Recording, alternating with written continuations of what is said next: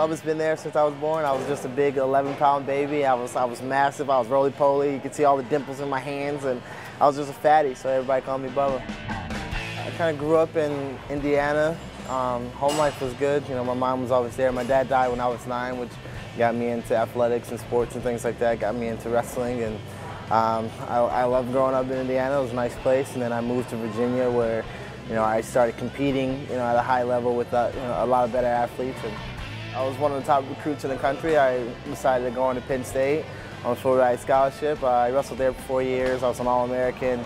I lost in the finals at Penn State against an Iowa guy. And then I transferred to go to Arizona State, where I pinned Penn State guy in the finals of the national tournament a couple of years ago, 2011. I pretty much won every big tournament that you could win, maybe except for the Olympics, and the big world tournament. Other than that, I'm pretty accomplished in wrestling, and MMA was the next big thing for me.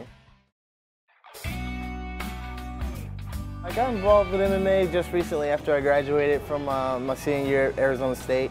I got into it because it's something that a lot of us wrestlers are doing. It's something that is helping us have a second step to our goals and things like that after we've won and done things in college and we're done with that. Instead of going and being an assistant coach or a coach somewhere and doing things like that, it kind of gives us a profession. So that's kind of why I got into it. And it's a great sport. It's electrifying. It's exciting. It's right up my alley of things that I like to do. So it was an easy pick.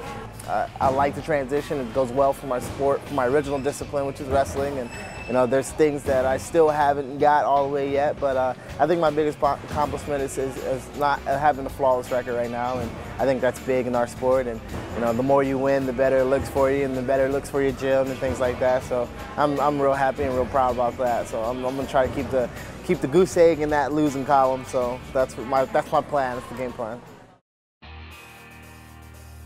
People that have been supporting me the whole time has been my mom and my family, and I have mentors, and I have a lot of coaches that I've had since I was a little guy. So those are still people that I still console and talk to, and they're always giving me good advice. And I've had to have advice when transferring, when going to a school, when deciding where I wanted to be educated and things like that. So I've had a lot of people along the way just always look out, and I still love those people to this day. Still talk to them to this day, and hopefully when I'm at the top of the MMA, they're still going to be right there with me. If I had a message for the kids and the people in the Coconut Creek community, it would be to just never give up. Never let anybody tell you that you're not good enough or you can't make it, because I've had some of the experts tell me that you're just not going to do it, you're not good enough, or there's something wrong with you. There's always been a flaw. There's always been something.